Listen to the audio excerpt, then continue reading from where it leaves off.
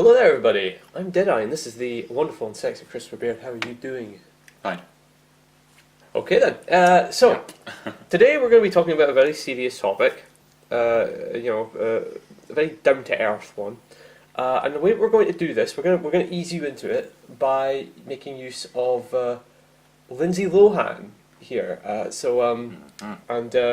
Here's this headline, which I absolutely adore. Lindsay Lohan, speaking in Middle Eastern accent, tries to kidnap homeless kids and gets punched in the face.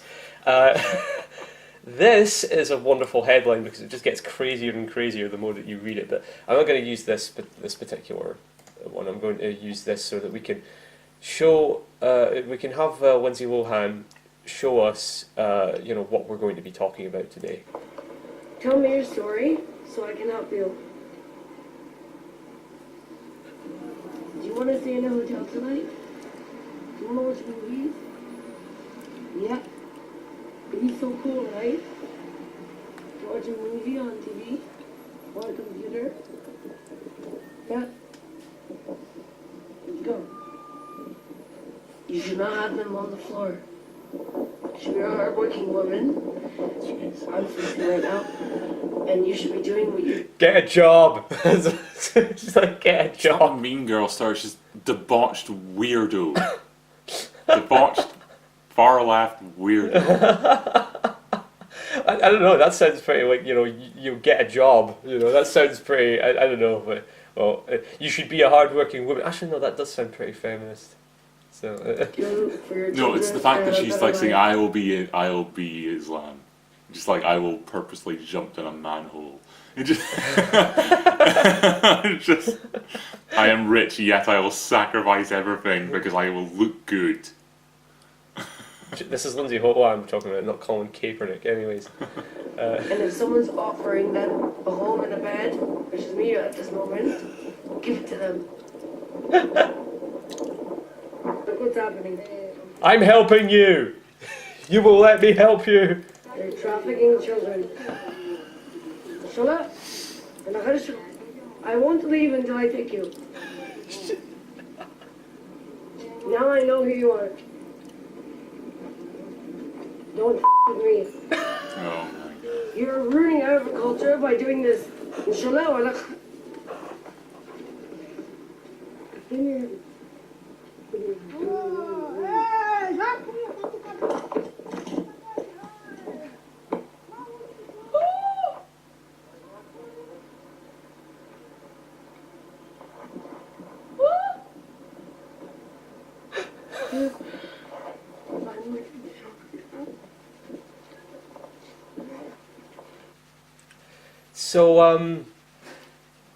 Yes, Jesus. we're going to be talking about mental illness today, because clearly this is a serious issue. This is a child star, a former child star, who has gone insane. Clearly, she's 32. Christ. She's 32. Yeah. She converted to Islam at one point. I know that she was. I remember seeing a video of her talking about, talking about wearing the hijab, and the way she spoke about it, she was kind of speaking. I mean, you could see it. She was speaking with that Middle Eastern accent. You are ruining Arab culture," said the rich white woman. The way she spoke about the hijab, like she said hijab. Like I wear hijab, not like I wear the hijab. It was cringy as hell, and that just obviously the cringe reached a fever pitch there. Far left Hollywood can just burn. Yeah, it really Hollywood can burn. I don't care if it's far left or far right. It can fucking burn. Just burn it all down. It just so happens that it's far left and has been for a long time. But anyways, what are the ways that we could alleviate this problem of mental illness? Maybe like social programs, as like just things just like bring awareness to like the issues and all that. No, I don't want to go like as I say like wacky far left, Just kind of moderate. I was trying to say something weird. Yeah, just sort of moderate ideas about Yes. social programs Yes, and better mental health services. Well, no, Chris. What we need is for Batman to kick the shit out of them. Oh. Get with the program. What this mental health program? Yes, this is the program. Okay. The kicking the shit out of spastics program. Ah. That's what this is. Ah. All right. So, anyways, we have ourselves a. I'll get rid of that. A comic book resources article. So you know it's going to be awesome. Is Batman's Crusade outdated in the age of mental health awareness? Now, I'm not sure what to really say to lead into this. So let's just get started. Batman is awesome. He's a genius billionaire with more high-tech gadgetry than James Bond and has conditioned himself to be at the peak of human physicality. Who in their right mind wouldn't want to live a day in the life of Bruce Wayne sans all the dead parents' baggage? Yeah, I was about to say. I don't know if I'd want to live a life where I was dressing up like a rodent, going around kicking the shit out of psychopaths, and all the time with the guilt of my parents' death hanging over my head like the sword of Damocles. So let's remove all that and just sort of go for the sort of the real kind of power fantasy of it all. But add the fact that he prowls an urban landscape dressed as a flying rodent to dispense his own brand of vigilante justice, and it's completely understandable why the power fantasy of Batman speaks to throngs of adolescent and adult fans. Most of us dreamt of being a superhero when we were young. Most of us dreamt of being a superhero when we're young. For fuck's sake, get a fucking proofreader, right? The thought of Garbage tier, yeah. The thought of rising above the trauma in your life to do the right thing and fight for something greater than yourself is a romantic notion. At least on paper it is. And here comes that fucking but you're dangerous. But you're dangerous, yeah. But the thing about romanticism in fiction is that it rarely factors in the constraints of the real world. Yeah. You got it in one, comic book resources. You got it in one. This is the same as when we were talking when we were reading the Lord of the Rings one, isn't it? Where they were basically complaining about how the whole light and dark thing doesn't lend itself very well to modern day conflicts. Because it's a fucking fantasy novel written in the... When was it written? When were the Lord of the Rings? I don't know, 1920s maybe? 20s or something like that? Yeah, just... so yeah, once again, you pointed out before, they always tell the truth. And then... and then they just kind of trail off into ideological absurdity. But logic is often pushed to the sidelines to allow fantastical elements to parade down the field, front and centre. Again, proofreader. This is exactly why comics fans are drawn to superhero stories. Historically speaking, the collateral damage of the hero's existence is not acknowledged. In fact, if a character tries desperately to put the kibosh on superhero exploits, they are often painted as a villain, or at the very least a massive party pooper. In short, there's little to no room in escapism for accountability. Okay, right. Let's go on with that claim there, that historically speaking, the collateral damage of heroes' existence is not acknowledged. This is horseshit. I mean, maybe if we're talking about some of the more old school comics where it is pure escapism, it's pure fantasy. I think Silver Age or whatever, sort of comics. Yeah, okay, you probably have a point there. But for the most part, there's these sorts of things are constantly being brought up. I mean, hell, even in the cartoons, like in Batman the Animated Series, you remember the episodes, don't you? Yes, I remember now. The ones where Batman ends up being put to trial by the denizens of Arkham. Yeah, that's good.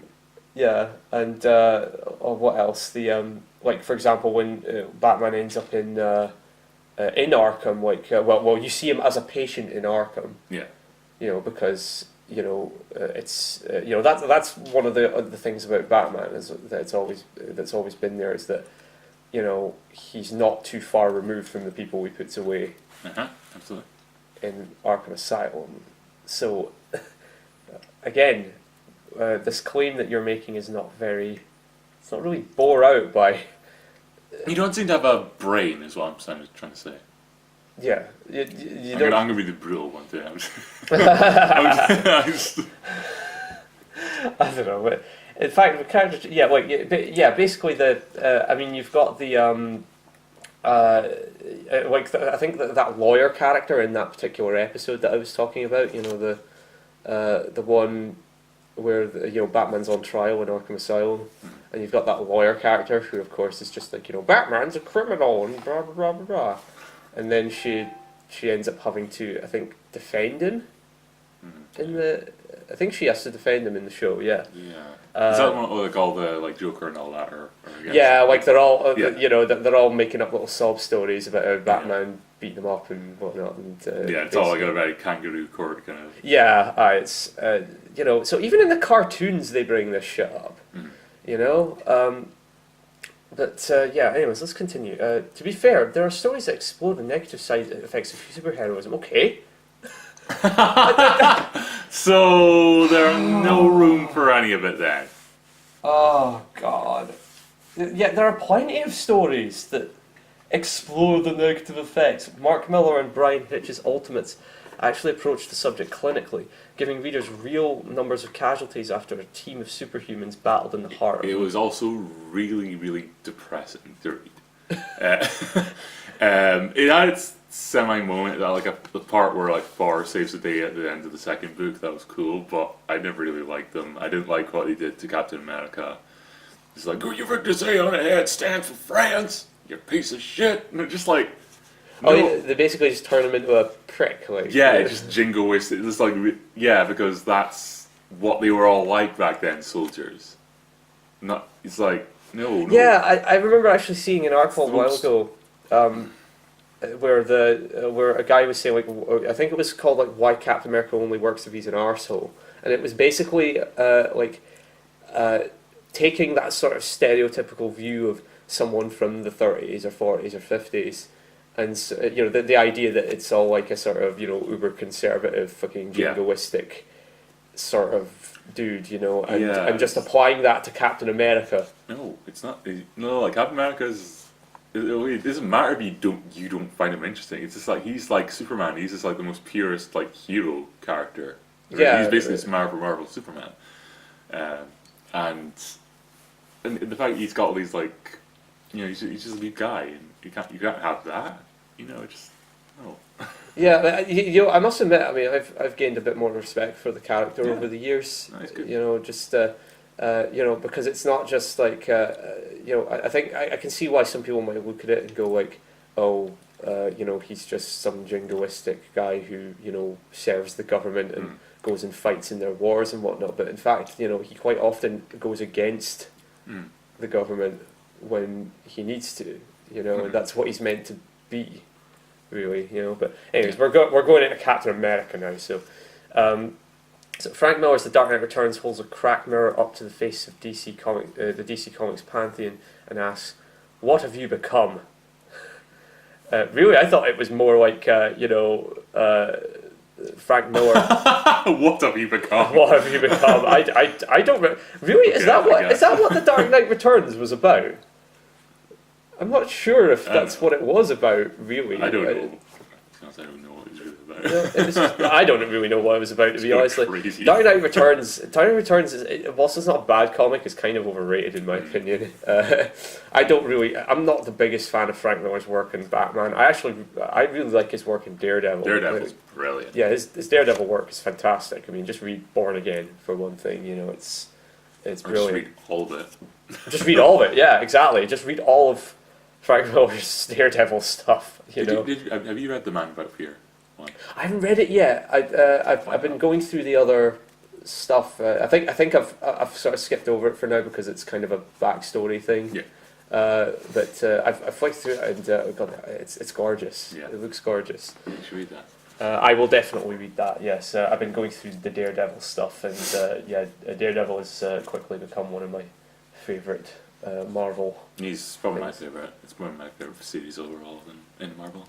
But yeah, I'm very weird in my favourites though. I've got some obscure ones. And the Marvel, I mean, and to be honest, the Daredevil like Netflix show is the best one. It really is. by far, by far. But we won't get into that right now.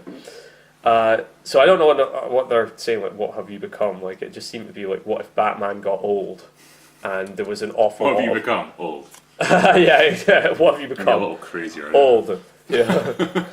My prostate has become enlarged. You know, what's the? And I'm the Hulk. Yeah, basically, he's the, yeah. But I mean, I can see value in it, but there's a large portion of it that's basically just kind of like RoboCop style media satire, and it's it just kind of throws that in your face constantly. It's really kind of cluttered, and I think Frank Miller said that was kind of the point, like how it's just like that constant stream of media just slamming in your face. It's just it's just vacuous and innocuous. Yeah, I can't deny that. I totally get what Frank means there, but at the same time, I think it kind of obscured a lot of the story and the message. Also, Frank Miller's he did that whole Holy Terror thing. It looks really embarrassing, but but he's just like one of the most in the 2000s at least. He's like the most maligned figure in comics.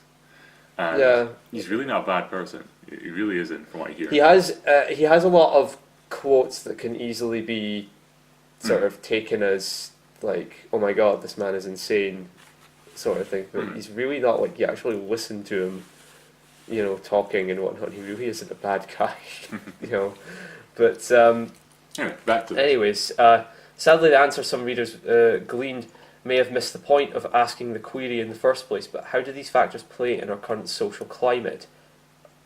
It's about a man dressed as a bat. Like, I mean, look. I'm not saying that comics can't have a social sort of meaning or anything like that. It's just that when you get to these points where it's like, what should Batman be in our current in current year? In our troubled times. What should he be? It's no, he should be Batman. He should be doing what he does, which is apparently kick the shit out of mentally ill people, because that's what those comics are. You read a Batman comic, and just about every page is just like a fat, balding, schizophrenic man, just like making breakfast, and then Batman just kicks down his door and just absolutely lays into his face before taking an autistic kid to Arkham Asylum for not making eye contact with an ice cream vendor or something. That's what all the Batman comics Be are. normal. Be normal, Listen to damn me, it. I'm the pinnacle of normality. I've blocked all the mentals away. There's only one person left. And he got to a cell and he froze himself in. He's grabbing himself by the scruff. No more mentals. My parents. That's it. I believe that's with the autistic kid. That's the storyline where he takes on the vaccines, takes on the big pharma and their vaccinations. Like, it causes autism. It's just applying superheroes to the real world has been a trope of postmodern graphic storytelling for decades. Yeah, that should tell you, postmodern. Yeah. But rarely do they consider the mental toll the vigilantes would place on everyday people, whether they be innocent bystanders or the criminals these heroes rail against. The biggest offender of this is undoubtedly Batman. I don't know about that, because if you think about it, one of the big problems that people had with, I believe, Man of Steel, was that Superman was fighting Zod and whatnot in the middle of Metropolis and just absolutely fucking flattening everything, just raising it to the ground. Irresponsible. Yeah, and it was completely irresponsible, and that was one of the things that people had a problem with. Though I think they kind of tried to make that a point of contention in Batman versus Superman, Yes, but of course still doesn't work. It still doesn't work because that film's a fucking mess. But yeah, I mean, in Superman 2, I always compare that to Superman 2, where Zod and whatnot realize, oh, wait, he actually cares about these humans, and then they start actually attacking people, and so Superman's like, shit, they realize my weakness here, I better fly away. Yeah. And that's what happened. Instead, Man of Steel, Zack Snyder, fucking Superman, just, and then you had 5 people standing on rubble going, "He saved us." Sociopathic movie. Yeah. Jesus. So I mean, again, so like, I'm not saying that the issue isn't there. I'm just taking issue with the idea that it hasn't been like it isn't often like taken on. Yeah, I know. You know, so I don't really get this, but bat trauma. Like, I like that. Like, he has bat trauma in his utility belt. I don't know. Bat PTSD. Batman has been cracking skulls for nearly a century, and for the most part, comic fans are on board. Again, why wouldn't they be? But while Batman ostensibly has carte blanche with his fans, the ramifications of his actions don't.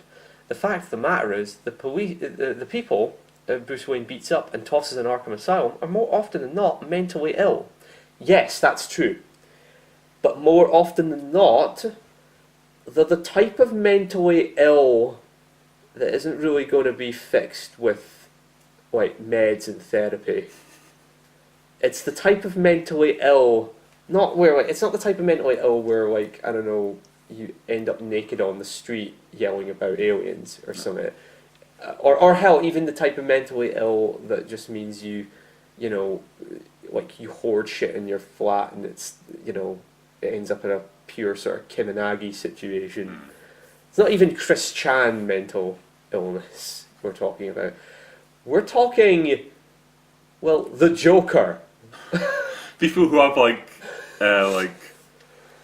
access to like explosives and stuff like that. And People who are psychotic. Gas that turns you like smiling and then die. Yeah, Just the sort of people who are going to develop toxins that make you laugh until you die. You know, they're like, these are like, we're not talking about, like, you know, just socially awkward people or you know, people with anxiety and things like that. We're talking about insane people who hurt other people, and so Batman comes along and kicks the shit out of them. So, like, I mean, I don't know. Honest to God, it's like what I was saying earlier. Like, where's the Bat comic where he's just like beating up like some kind of like a fat schizophrenic man who lives in a council flat or something like that? Where is this comic? You know, there's just not. I don't see any like basis for this. Comic books have addressed this countless times in the past. Oh yes. They've addressed the idea of Batman being calling Batman out on his hypocrisy and roughing up would-be patients in dire need of treatment. And while one may argue a leopard never changes his spots, this Dark Knight's behaviour certainly sends mixed signals and may need some realigning, especially in an era where the battle for mental health awareness is raging on. Again, like, you know, they say it right there. The comics do deal with this, but for the most part, you know, I'm pretty sure Batman's usually proven correct, and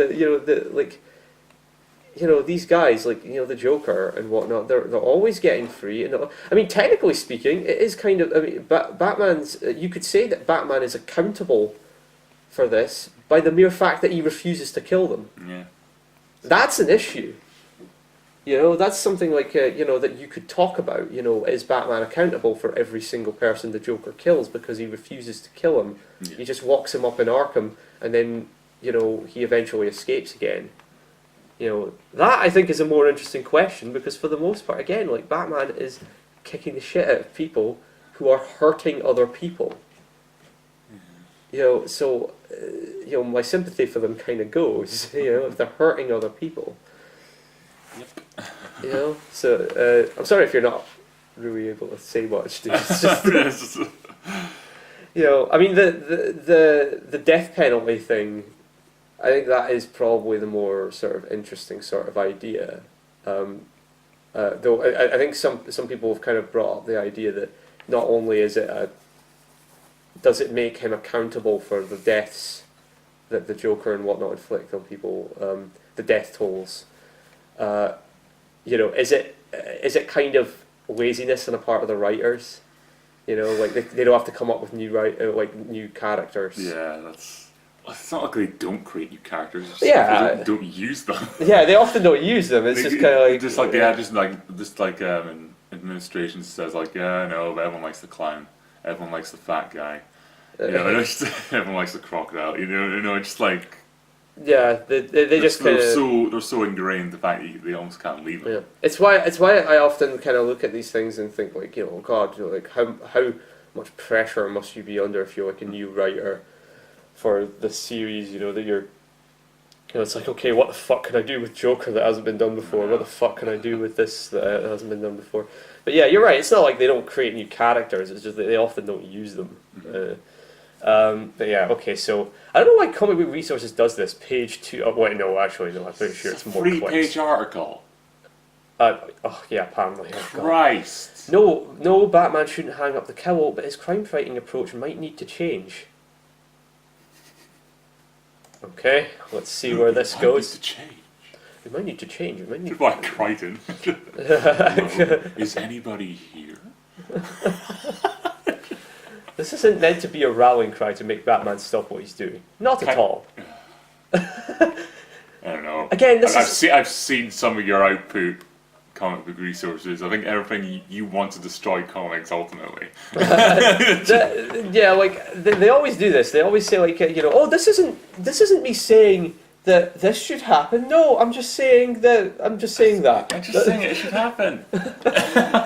You know, Why are you crying? Trying to make yourself out to look like. Yeah, I stole that comic off that 10-year-old boy. Now he's kind of crying about it. What about it? Jesus fucking. But yeah, like it's trying to make yourself appear middle of the road. Yeah. It's sort of like, no, look, see, I'm being reasonable here. I'm being reasonable. But really, you're over here. Yeah, shotguns and the torch to everything everyone else loves. Fuck Comic Book Resources. It has gone downhill so bad.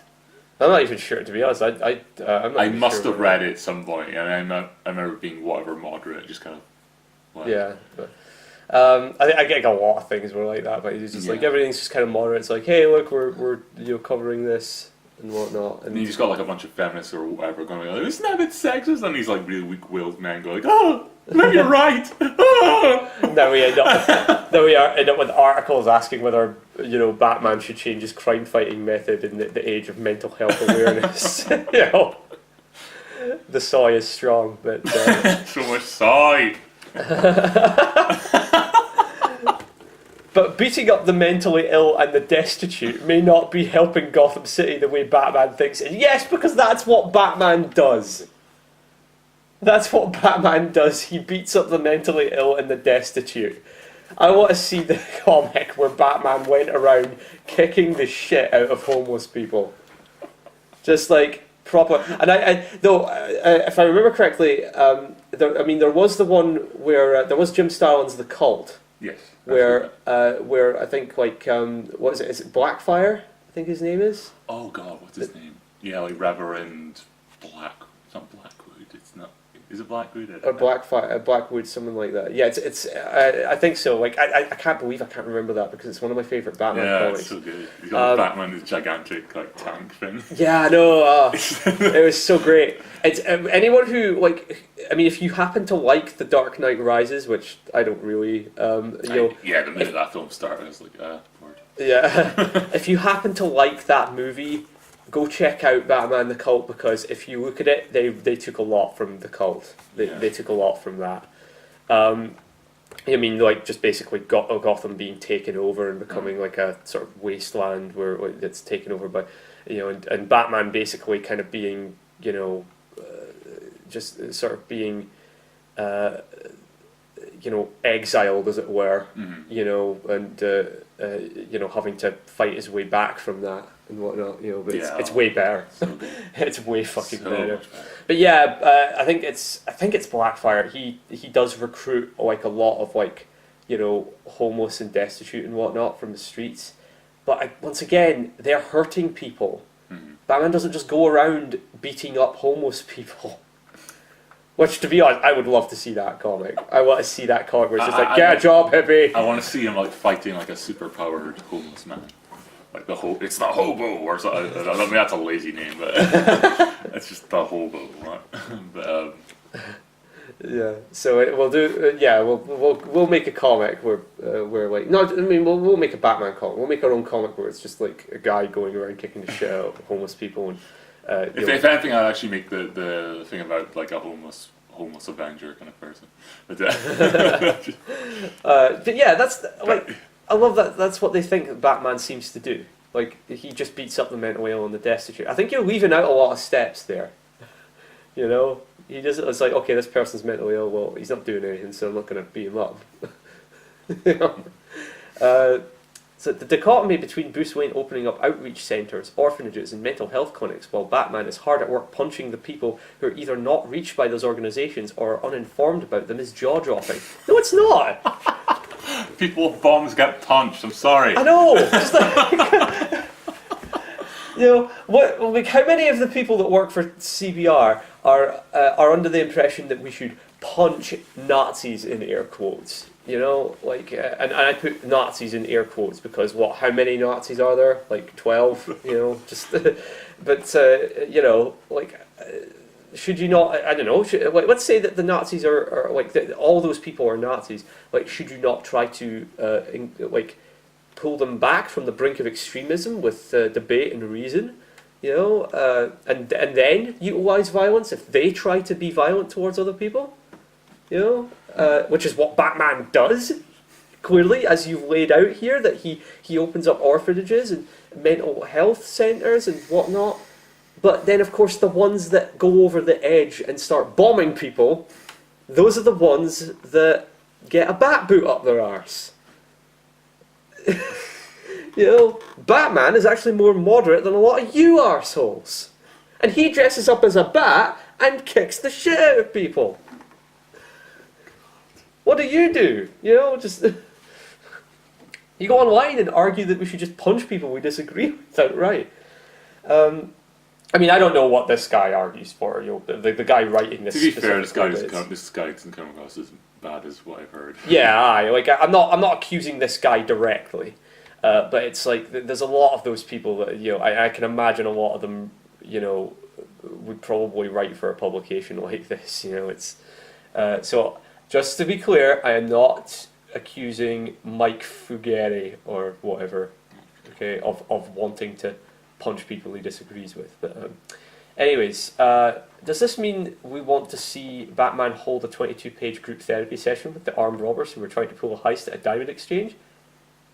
No. Well, wait. If Tom King wrote it, it might be really good.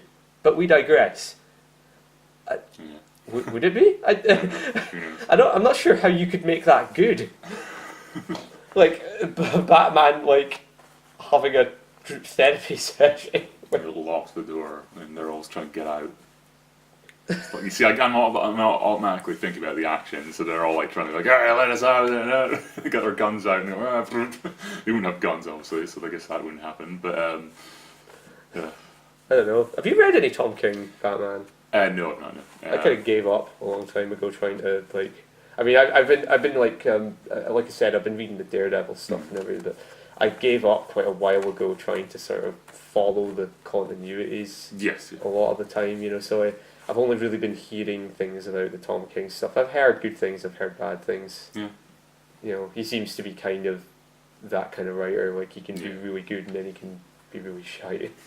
But I'll check it out eventually. Someday I will. But You read the Scott Snyder stuff, didn't you? I've read one volume. No. I've read because he did two volumes before the New 52 happened. I like the things before the New 52. I thought that it was actually going somewhere quite cool, and then New 52 happens, and I was like, okay, it's like a Court of Owls. And I was like, what?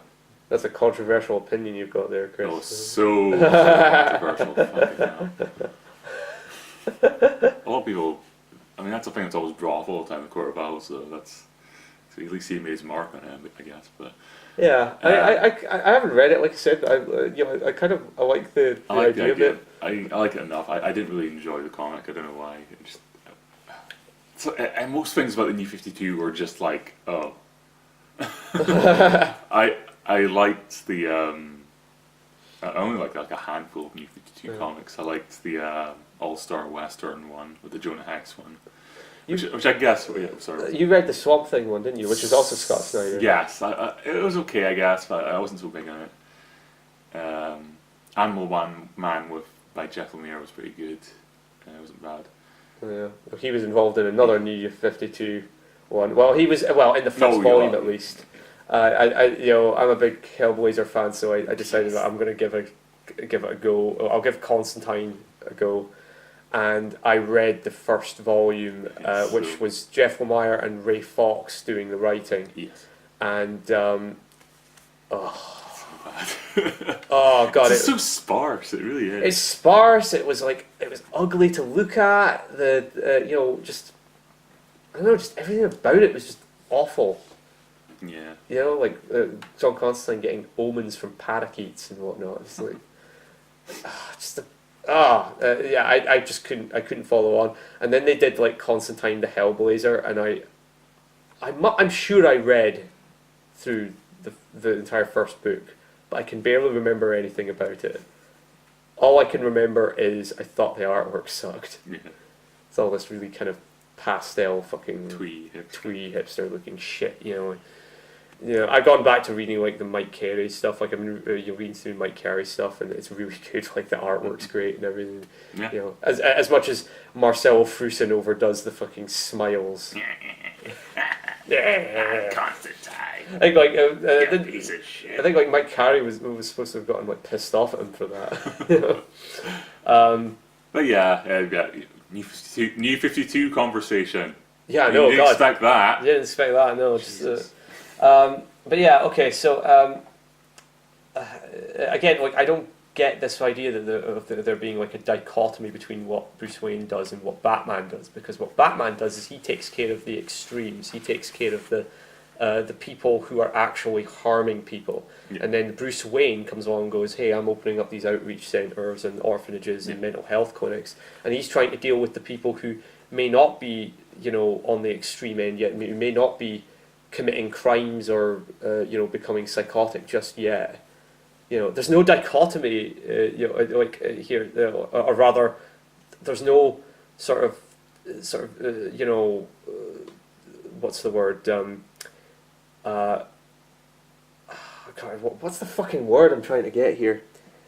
I don't know, like a dissonance, I guess, between like what he's doing there and what they both serve each other, in a sense.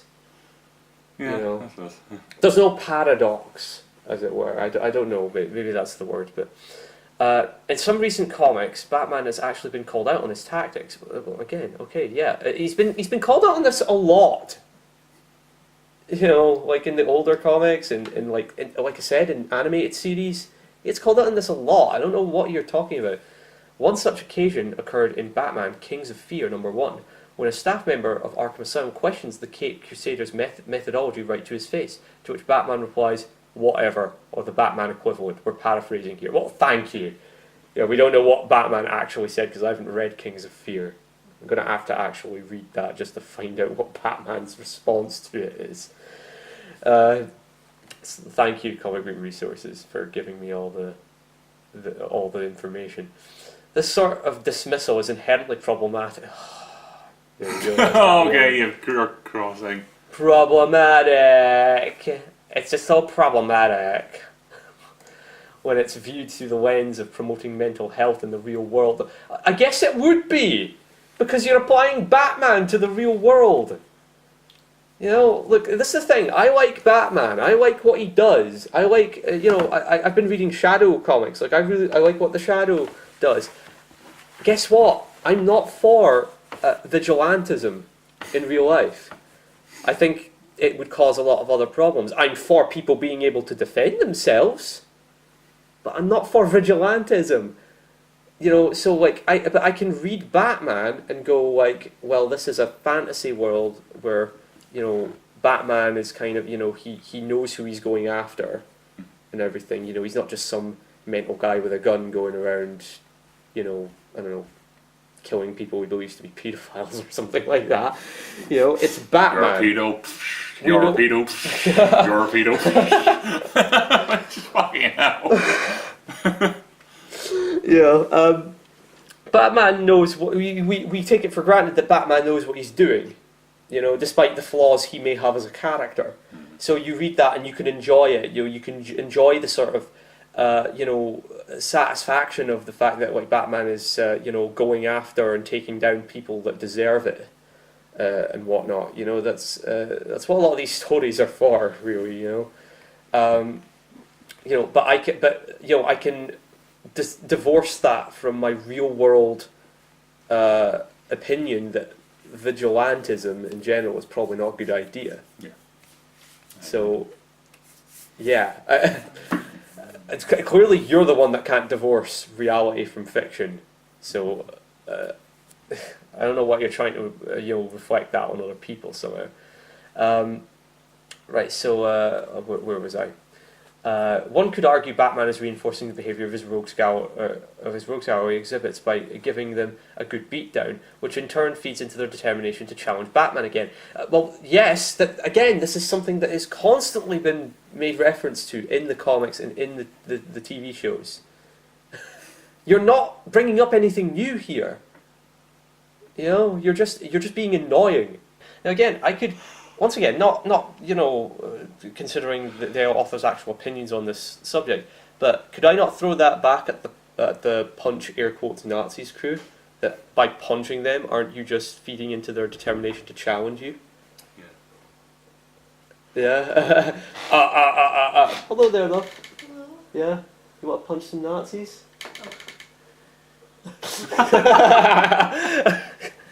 All right. So there we go. Anyways, the Dark Knight-fueled feeling of retribution only perpetuates the obsession Bruce Wayne has for fighting crime and gives validity to his crusade. It's a self-fulfilling prophecy. Batman knows the criminals of Gotham will eventually get out, and most of them will be seeking revenge. This should be a huge indication that, well, maybe his way of doing things is antiquated. Okay then, what's your suggestion? Because from what I can gather here, once again, we bring this back. Is that you're saying we're not saying Batman should stop what he's doing, but we're saying Batman should stop what he's doing. Because I mean, have you seen anything like a solution to this problem so far? Or? I don't know. They're just kind of saying like, the way he does things might be antiquated. But we're not saying he should stop. Because I don't really see there's the solution. Because it's like Batman's whole thing. It's like this noir-like kind of world. Where like the criminal is always succeeding all the time. I see. It's kind of part of the whole thing. Yeah, I mean that was one of the reasons why animated series is so good. Yeah. Because, there were times where, quite often, it didn't end well. Like, and this is a kids show. It's technically a kids show. Oh yeah, and like a lot of the time, things didn't end well. At best they would be sort of bittersweet. Like maybe something good happened, but overall things have gone to shit. Yeah. I mean, Christ, that was what Massive Phantasm was like. Mm. At the end, it's one of the saddest fucking things in the world. Yeah. I love that film. Actually, that's a great film. But yeah, it's just like your utopia isn't gonna fucking happen. It's not. That's all it comes down to. That's basically noir in a nutshell. Fucking utopia is not gonna happen. Doesn't exist. Get a job, hippie. But yeah, like there's no solution here. But I don't even believe that. I don't know if they actually come up with a solution here because I did read this before. But right, the giant circus elephant in the room. Ah yes, hello there, jokey boy. What the fuck's going on here? Is he like bending down? Like what?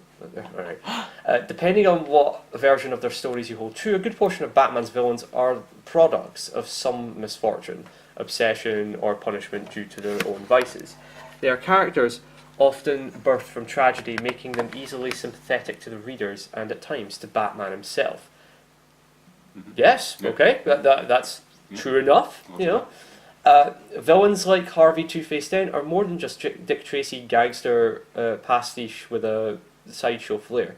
Dent has depth, His plight is pragmatic. His journey from shining Gotham DA to twisted criminal hell-bent on applying blind justice with a flip of a coin has been told numerous times in comics, television shows, and films. I love the fact, like, in animated series. Again, I go back to animated series because, I mean, as much as I like the comics, it might actually be my favourite incarnation of Batman. Yeah, it encapsulates everything really good about it. Yeah, it encapsulates, like, the best things about Batman, really, to me. That was one of the things that was so good about it, is that it built up Two-Face. You had Harvey Dent as a character who was friends with Bruce Wayne, through several episodes before we eventually got to the Harvey Dent Two-Face origin story. Which again, like for a kids show, is pretty insane.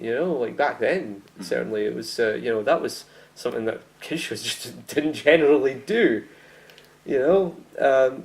Which is why it still holds up today, like, and is still watched by adults. That's got all to do with what's going on here. I like to gush over the animated series. I got the box set recently. I've got to sit and watch all that again.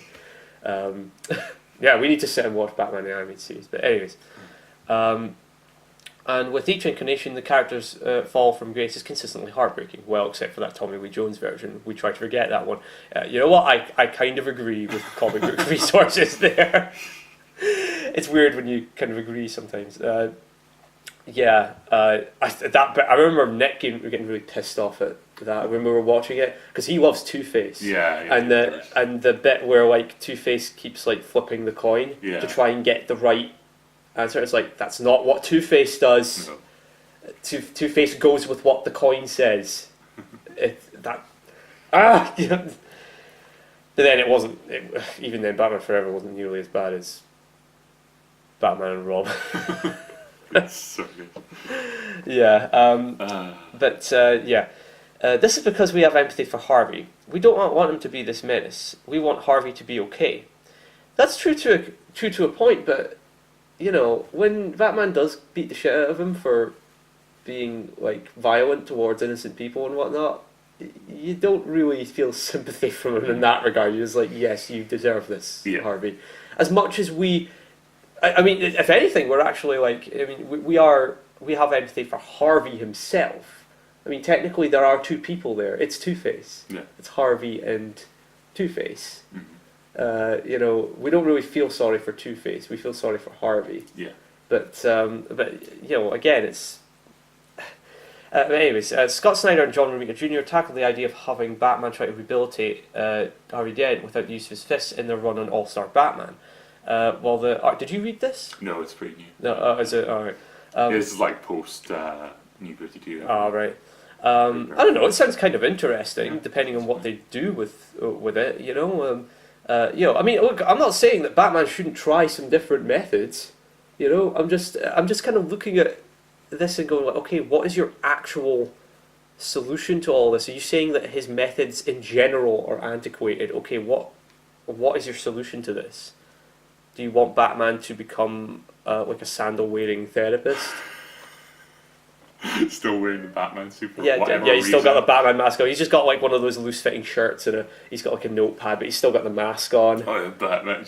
What are you doing? To like fucking take off the fucking mask. I know, just. While the arc was basically Midnight Run with Batman and Two-Face, which is a great idea for a comic, it doesn't sound like a bad idea. Midnight Run's that one with Robert De Niro. Charles Grodin. I think so. I'd love to see that. Actually. Yeah, I've seen it. It's pretty fun. Oh yeah. It does wind up solidifying Dent as a lost cause mostly, and that's kind of gross. Oh God, you dropped it. It's gross. It's racist. It's gross. And this is gross. It's Ironically, that. Oh mate. Ironically, that was Batman that said that. Yeah. It's gross. It's racist. Yes.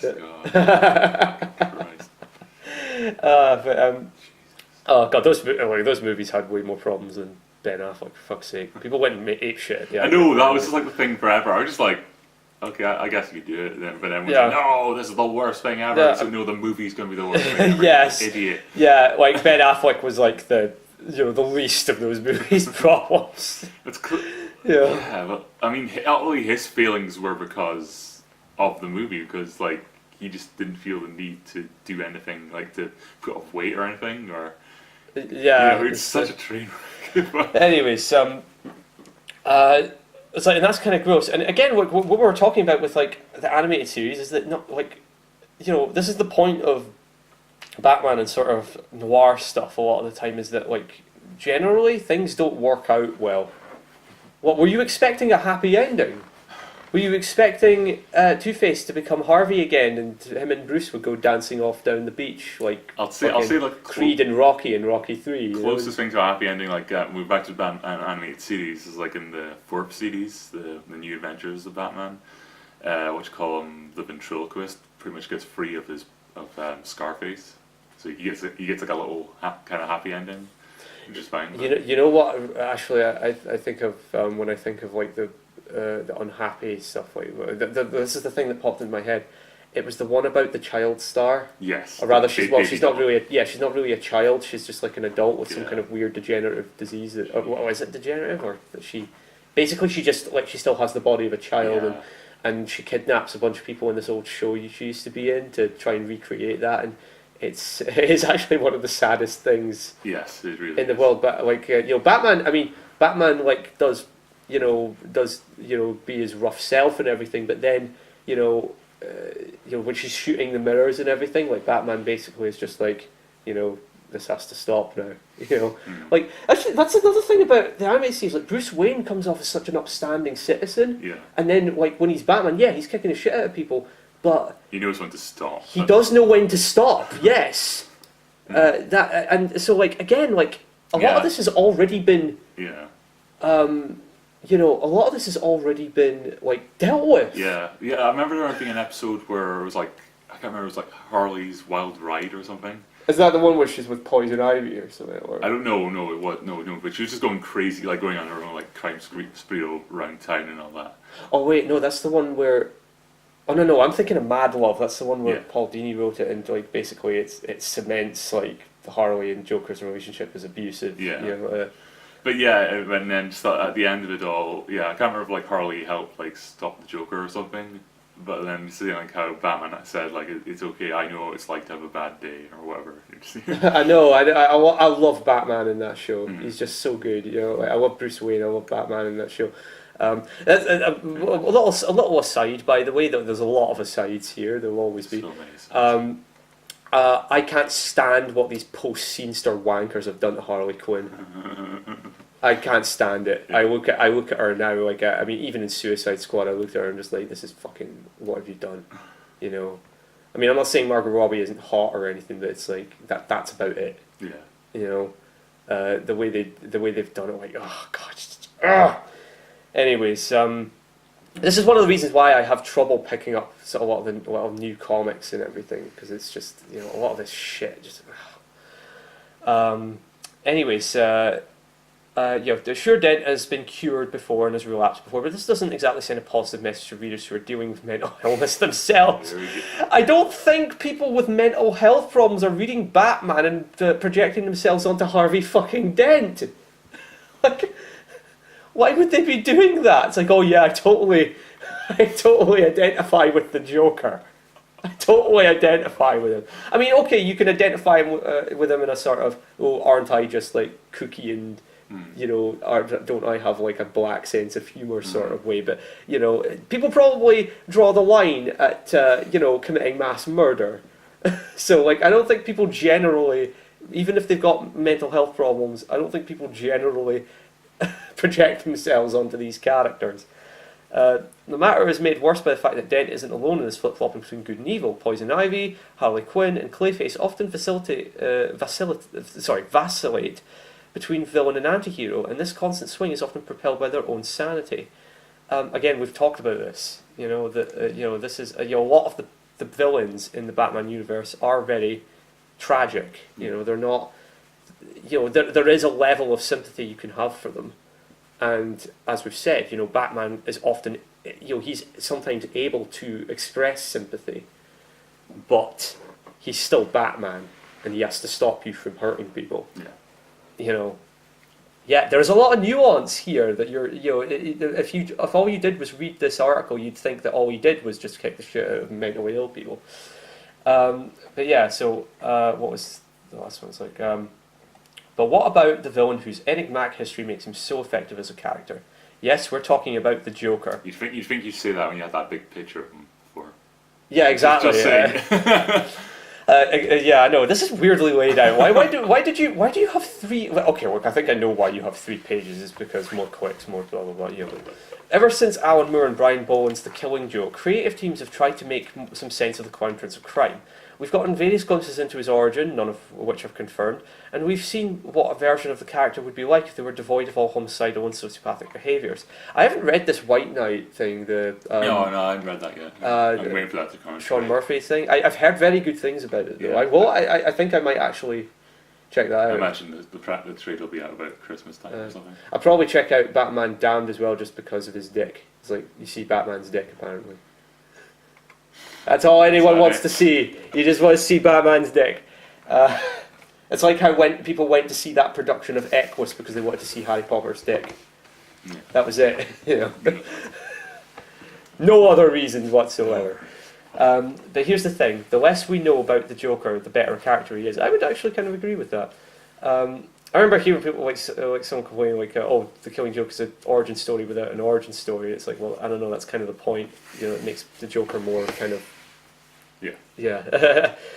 We don't need a deep dive into his psyche. What makes his so terrifying as a character, or him so terrifying as a character, I think, is the fact that we don't know what's going on in his head. He simply can't be diagnosed. Trying to turn him into a sympathetic character only ushers the character in the same corral as his fellow Rogues Gallery brethren, which, as we've mentioned, can be quite problematic. It's problematic.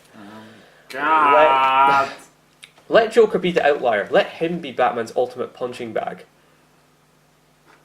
Okay, so you're okay with with Batman kicking the shit out of the Joker then, even though he's mentally ill. I think as he's saying, like, he's the worst. But the rest of these ones are way more sympathetic, so leave them alone.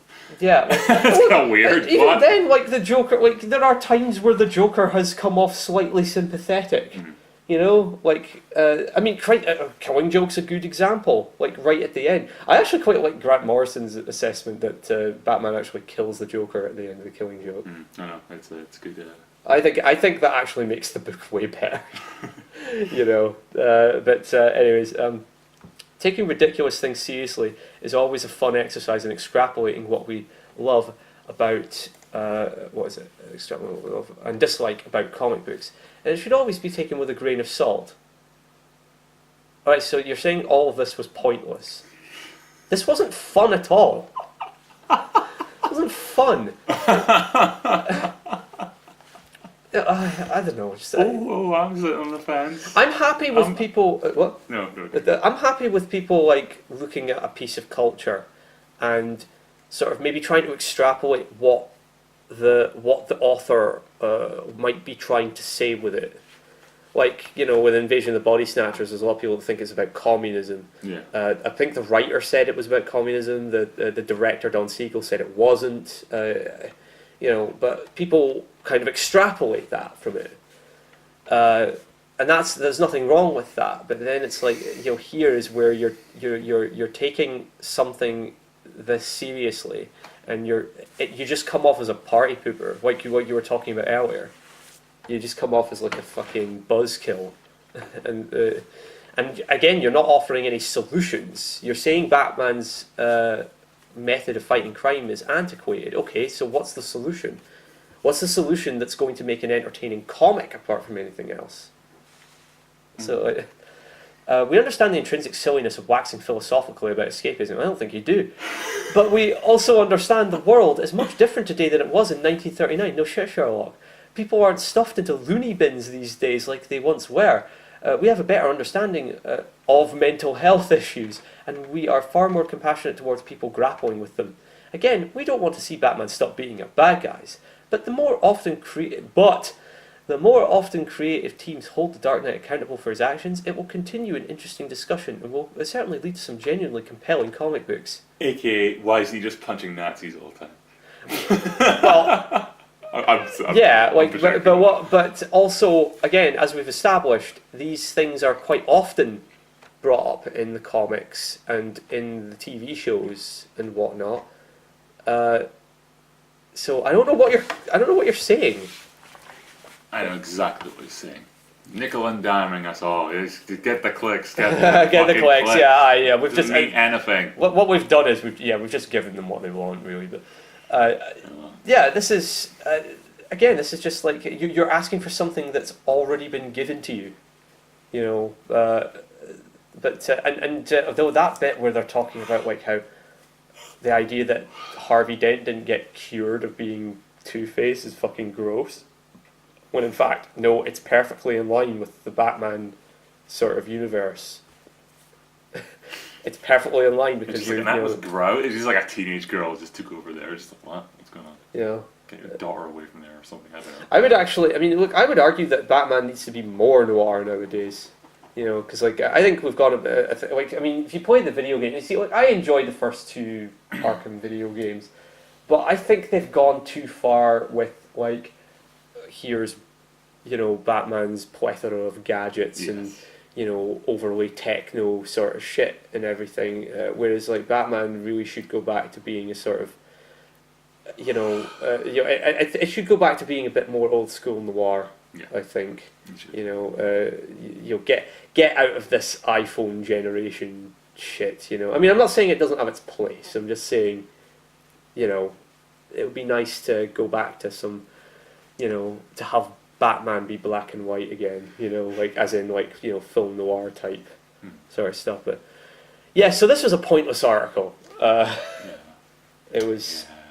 It was asking for something that's already been given constantly. And yeah, that's it. And it presents a problem, doesn't provide a solution. And like I said, you've already been given what you're asking for here. So I don't know why you've written this article other than to attain clicks. Mm-hmm. That's it, you know.